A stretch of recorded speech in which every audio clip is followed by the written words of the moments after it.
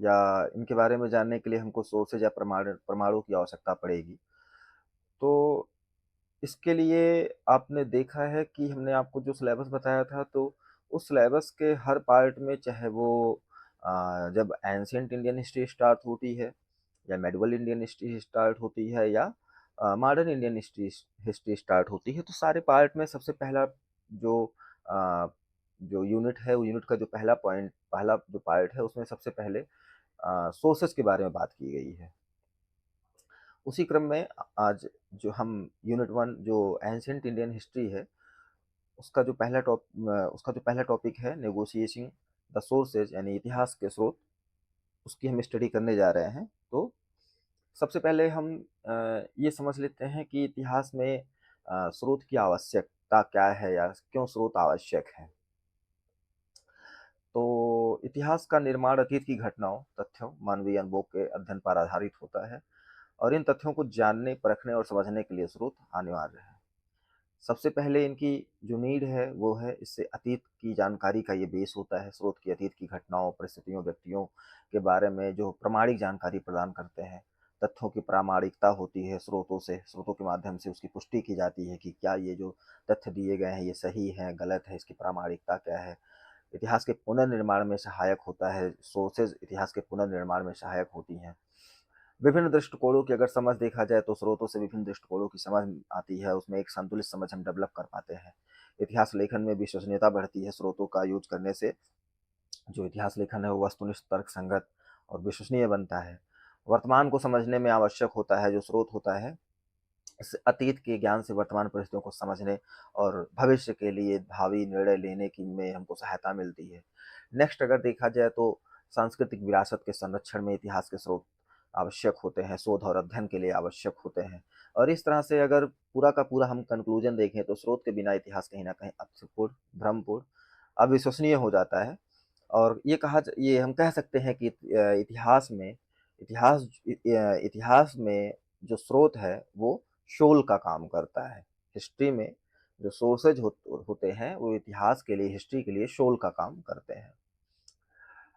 इस तरह से जैसे मैंने अभी आपको बताया कि हर यूनिट, जहाँ से जैसे यूनिट 1 से यूनिट 3 आपका एंशिएंट इंडियन हिस्ट्री से रिलेटेड है, यूनिट 4 से यूनिट 6 तक आपका मेडिवल इंडियन हिस्ट्री से रिलेटेड है, और जो यूनिट 7 से यूनिट 6 या 7, 8, 9, यूनिट 7 से लेकर के यूनिट 9 मॉडर्न इंडियन हिस्ट्री से रिलेटेड है।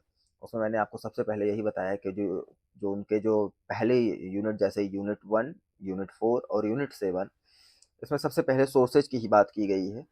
और इसमें हम ये स्रोतों का विकास, जैसे-जैसे समय बीतता गया, उसी तरह से स्रोतों का विकास भी होता गया साइंटिफिकली। जैसे प्रागैतिहासिक काल अगर हम देखें, तो उसमें मानव मानव आदिम जीवन जी रहा था, और वो उससे जुड़े जो अवशेष थे, भौतिक अवशेष थे, वो औजार थे, हड्डियाँ थी, उनके निवास स्थल थे।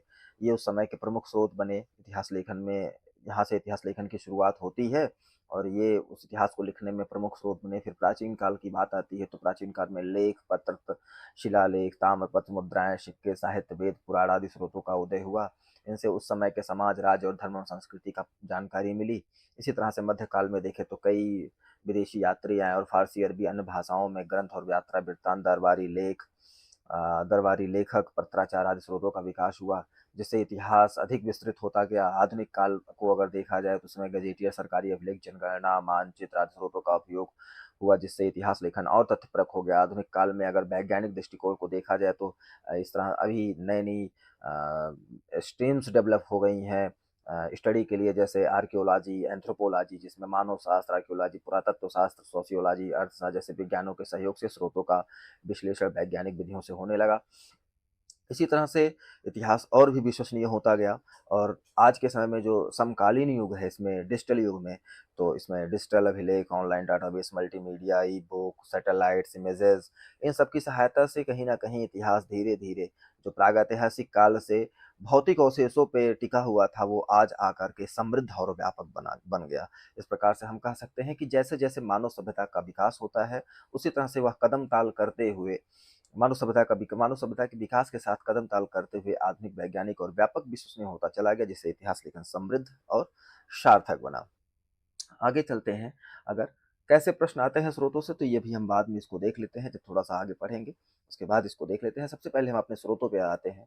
तो सबसे पहला है प्राचीन भारत के इतिहास के स्रोत, इसमें साहित्यिक स्रोत और पुरातात्विक स्रोत हैं। साहित्यिक स्रोत को दोबारा इसमें डिवाइड किया गया है, धार्मिक, धर्मेतर, विदेशी यात्रियों का विवरण और ब्राह्मण साहित्य इसमें आते हैं।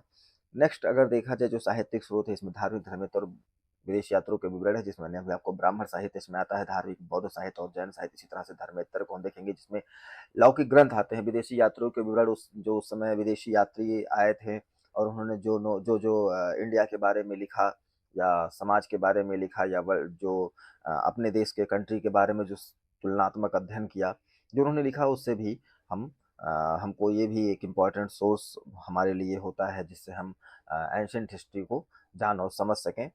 नेक्स्ट अगर देखा जाए तो धार्मिक स्रोत में भी हमको ब्राह्मण साहित्य और वैदिक साहित्य को पढ़ना, फिर वैदिक साहित्य को दोबारा डिवाइड कर दिया वैदिक और वैदिकेतर में। उसके बाद इसमें श्रुति, जिसमें वेद आ गए, 4 वेद हो गए, ब्राह्मण ग्रंथ आ गए, आरण्यक, उपनिषद, फिर इसी तरह से वैदिकेतर में स्मृति, वेदांग, पुराण, महाकाव्य, धर्मशास्त्र, नीति शास्त्र।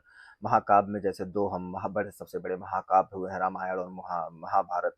इसी तरह से धर्मशास्त्र में धर्मसूत्र, स्मृतियाँ, टीकाएँ, निबंध, फिर बौद्ध साहित्य में आप देखेंगे अभी आगे ये बौद्ध साहित्य, फिर जैन साहित्य, ये आपका धार्मिक साहित्य में जो आपका इधर बौद्ध साहित्य है।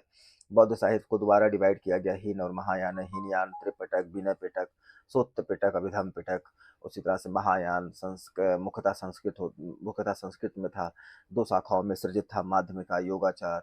फिर इस तरह से इसके जो लेखक हुए, नागार्जुन, असंग, वसुबंधु। तो इस तरह से आप देखते हैं, फिर जैन साहित्य में आ जाता है पाली, मिलिंद, पन्हो।